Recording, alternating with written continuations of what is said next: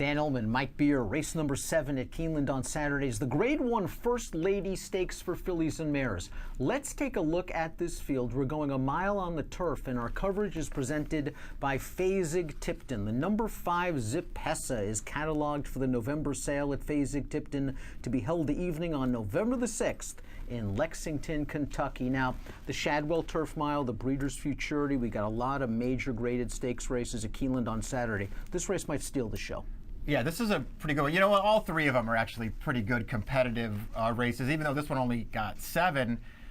I don't know, man. I thought there were cases to be made for a lot of these horses. I agree, and certainly for the number 3, Dona Bruja, 5-2 on the morning line. I mean, this mare was just making bank in her native Argentina, and she came over here, and her wins in the Mint Julep and the Modesty were as visually impressive as you can get, and they were fast on the Beyer scale as well. I thought she lost nothing in defeat in the Beverly D. Do you think this distance, though, a little bit shorter than what she wants? I guess we'll find out. I don't think it's too short for her. I don't mind them cutting her back to the mile at all. I'm with you. I was, suitably impressed with her first 2 starts over here. They were visually impressive wins, and you're right, she got a couple of figures for them as well. They were grade 3s. They took her shot in the grade 1 Beverly D last time. She wasn't embarrassed in there.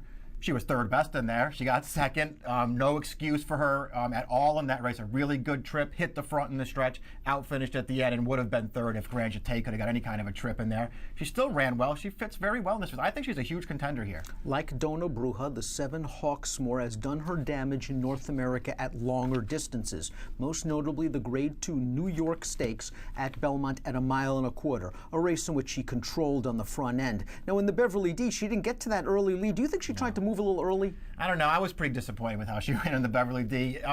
Not making the front, I guess, could be an excuse for her, but overall, that trip was not a poor one. I didn't care for the run she put in through the stretch in that race. We'll see what happens. I felt like maybe things weren't going great for her into that race. I think she missed some time prior to it. We'll see. I think she's a pretty tough call in this race, if only because as much as ability I think she has, her 2 wins over here are both races where she just got absolutely loose on the lead. And if she's not loose on the lead, can she beat this field? I don't know. Will she be loose on the lead? Let's see what our friends at Timeform US have to say. They don't think she'll be loose on the lead. They think she'll have company in the form of the number 6 Dickinson, who was the pace setter sort of by default last time out in the Grade 2 Ballston Spa Stakes. She was able to make a nice, easy lead in that race. She took a little bit of heat the middle portion, and then Lady Eli beat her. Lady Eli's just probably a little bit better than Dickinson, although Dickinson just handled her over the surface in the Jenny Wiley. I think you and I will disagree about Dickinson. She was not good in the Just the Game, I didn't think. I didn't think so. She was not good in the Diana, I didn't think. You didn't think she was that good in the Ballston Spa. No. I thought it was a sign that maybe she's returning to form, getting back to a course that she really likes. I think maybe it's true, maybe it's not. We'll see what happens. I guess if you just go by figures, she ran a pretty fast race there. She's just no match for Lady Eli in that race. I don't like her form. Since the Jenny Wiley, where she was tremendous winning that race, I don't really like any of her 3 starts since then, and so we'll see what happens here. My problem with her last race is just sort of exactly what you said. She got the right ride in it. There was no speed. It was a short field. She got right to the front. The pace, to me, was rated up the backstretch. They went 48-4 to the half in there. She was controlling it.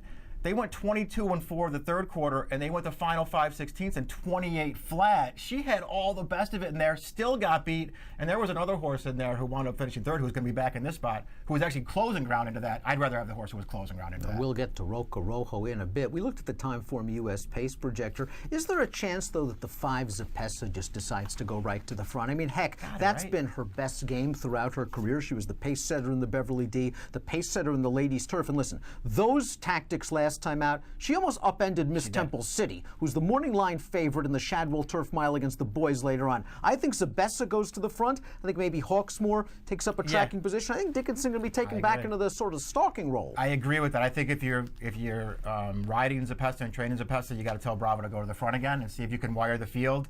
And if you're Dickinson, I think Kieran would be happy to see Dickinson taken back off the pace. I think he wants her that way anyway. They went to the front last time almost by default. Can one Liz from the rail be a forward factor? She's a little bit class compromised. The one time she's tried graded company was the Modesty, and Dona Bruja just ran her right over in the stretch. But she does have a little bit of pace down towards the inside. She does.